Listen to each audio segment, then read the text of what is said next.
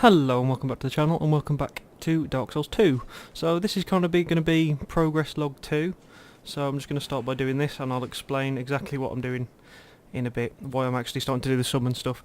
So since last time I've now on 2 out of the 4 Great Souls. I've killed the Rotten and I've killed the Lost Sinner.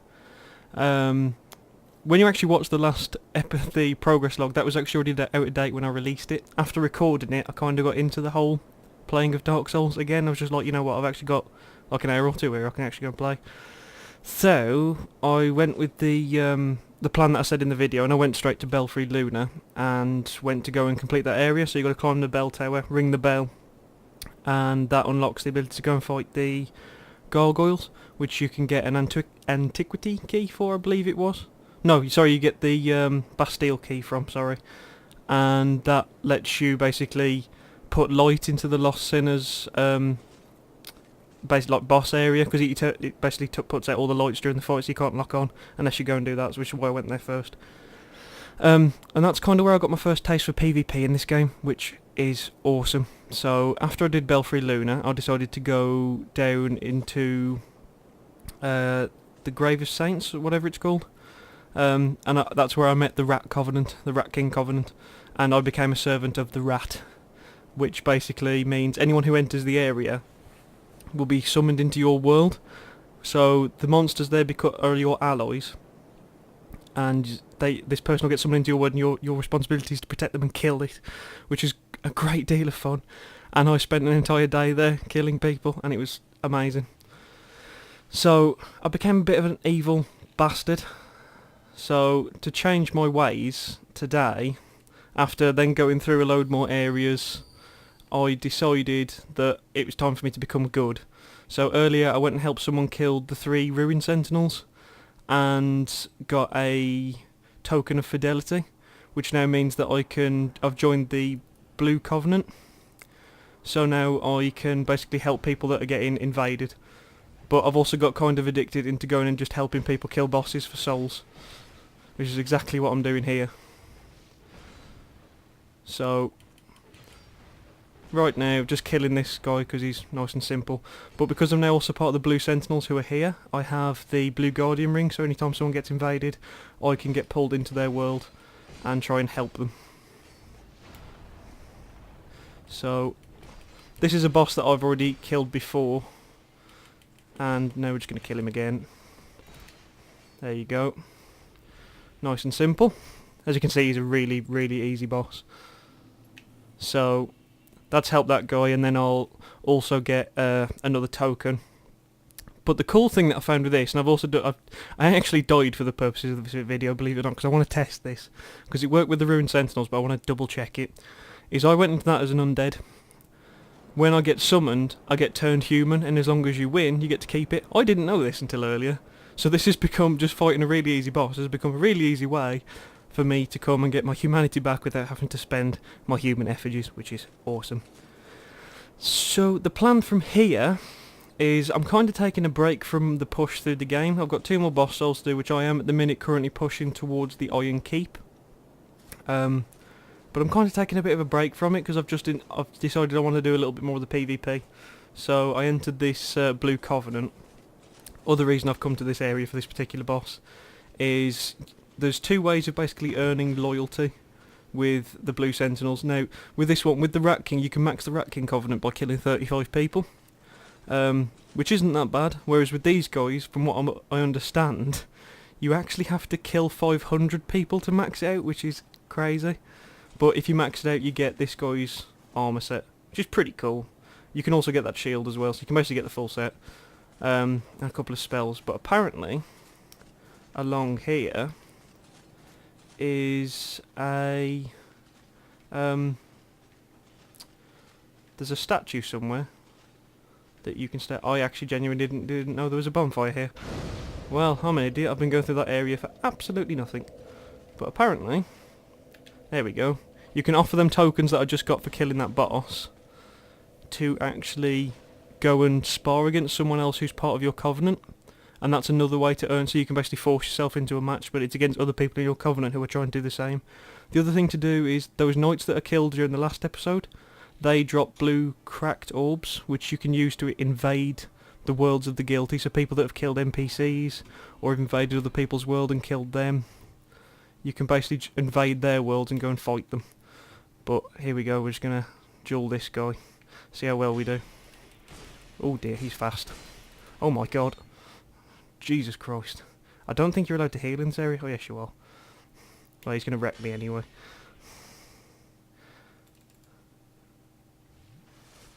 No, he's going to give me a chance to heal. Okay, well if he breaks my gold once more, I'm screwed. Oh, I'm wrecked. I'm doing so bad. No, come on, I'm not going to heal. I know you're being nice and letting me heal. That twin blade's crazy. Come on. Come on. Missed. Okay. I just need to get a good swing on him. That's all I need. Oh, nearly. Nearly had the backstab.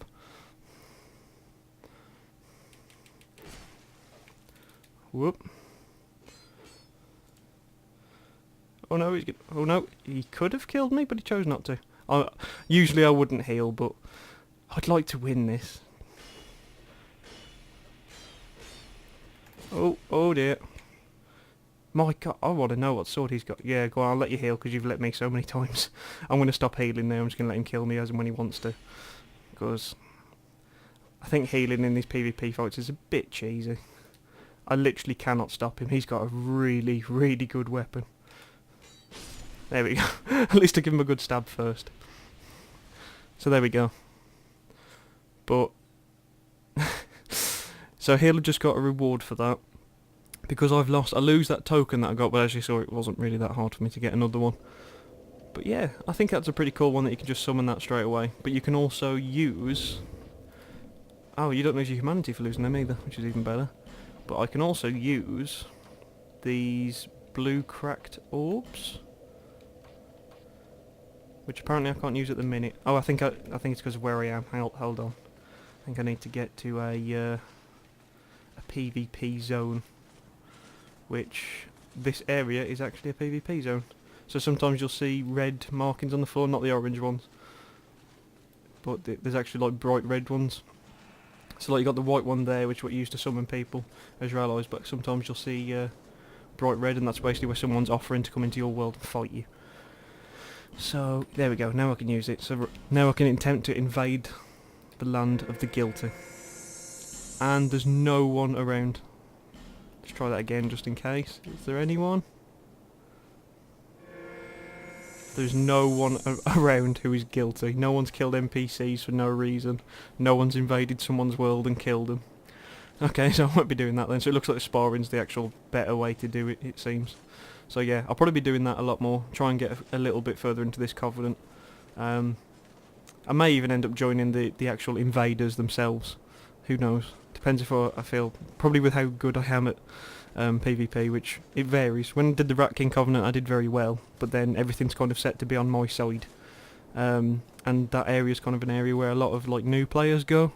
So some of the fights felt really kind of unfair. Whereas obviously here you're fighting on equal grounds. But obviously it's still kind of unfair if I get summoned into someone else's world, because then it's 2 versus 1. But obviously the person who summoned you, they've summoned you because they don't think that they're kind of ready for that kind of stuff. So usually invaders are pretty well geared, because to join the Blood Covenant you've got to get quite well into the game. So yeah, I've killed quite a few bosses. As I say, I've done the 2 Great Souls, so I've got to do 2 more, which I will eventually work towards, but I just want to have a break from the PvE side of it, to be honest. I'll occasionally do some bosses to help other people get through it, but mostly I'm just going to be doing PvP. So I'm looking forward to doing that. I'm pretty glad I found that bonfire, because I keep clearing out this area, like to work my way here, because obviously this is a nice easy boss to do, so it's good for just quickly getting my humanity back, but now that I can literally just walk back, hit from there, it's going to be so much easier. But this is a good way to farm souls as well. I may actually start using the Lost Sinner and help people do the Lost Sinner, because I thought personally that was one of the easiest fights in the game, because his moveset's really, really predictable. So so he was just so easy to solo.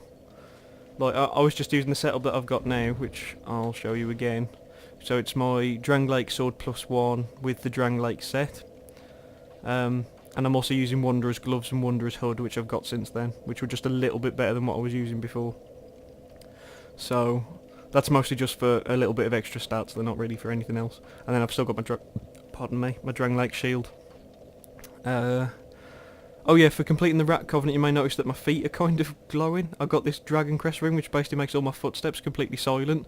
So now as long as I'm behind a NPC they don't actually hear me coming. So it makes backstabbing them a lot better. So it's actually made PvE actually easier for me in some senses. So that's helped a lot. That was really cool. So that's been making the PvE content a lot more accessible for some of the areas where you're going to get mobbed a little bit more, because you can just walk up behind a group, backstab one, and then it's only like 2 versus 1 rather than like maybe 3 or 4, depending on what you can do. It's like if you can get 2 that are kind of close to each other, you can either just go around and do a full swing and actually just hit them, which will stun them if they haven't got enough poise, and then just keep going full auto on them and just kill them completely, which is a lot nicer. But also this is, as I say, it's just good for farming souls, which has made it a lot more effective for me to level and stuff.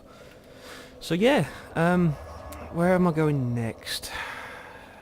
So at the minute I'm working my way through Huntsman's Copse is the one that I'm working on at the minute. So I'm getting through that. I think that's probably the only place I'm going to go through now. I do also have to go to No Man's Wharf. I've still got to do No Man's Wharf as well. I haven't actually gone through to that yet. So those are the 2 areas that I've got to get through. But yeah, so that was just a quick little update video of what's going on in Dark Souls. Going to be doing a lot of PvE content over the next couple of days. PvP, sorry. Probably just gonna, well, I'll still do a little PvE because obviously I'll be fighting some bosses. I want to go back and fight some of the bosses again just to see if I've got better at them since I fought them. So like just doing the 3 Ruined Sentinels, going through those again and like killing them first time to help someone else was like really interesting to see, because when I did it with the Falconer set and I didn't have like 100% shield or anything, so like, I couldn't block attacks. I just had to dodge, and at the time my timing wasn't the best. Whereas now I've got a little bit better with timing, but still not the best. I'd still rather just put up the shield and block whatever I can. I'm better at managing stamina than I am at timing my dodges. So that's the one good thing with this game. It kind of allows you for lots of different playstyles as long as you've got the gear to kind of compensate for it. So yeah. But anyway, thank you very much for watching and listening to me babble about Dark Souls 2, which I'm still having a great deal of fun with.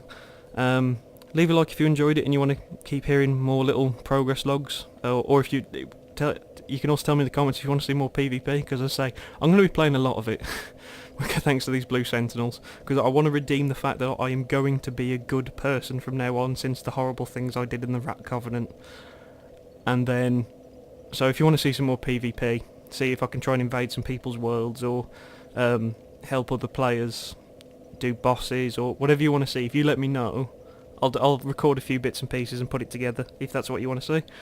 And yeah, thank you very much for watching. Drop me a comment and tell me what you think. Tell me, as I've just asked you, if there's anything you want to see me do in Dark Souls. If you want to see some more PvP, or bosses, or whatever you want to see. Even deaths, who knows. You tell me what you want to see. And subscribe if you haven't already and you enjoyed this. Thank you very much, and hopefully I will see you soon. Bye-bye.